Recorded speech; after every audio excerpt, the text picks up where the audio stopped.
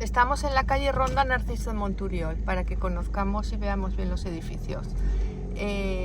La ubicación nos va a traer aquí, a este punto exactamente. Aquí donde están los contenedores, a la izquierda, tenemos la entrada del parking, donde debemos coger un ticket y guardarlo y entrarlo en la oficina para luego validarlo al salir.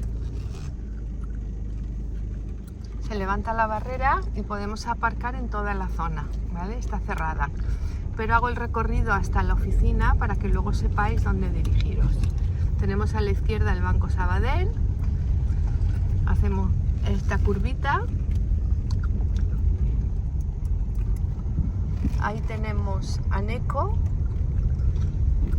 y aquí tenemos la entrada al patio, el edificio, ¿vale?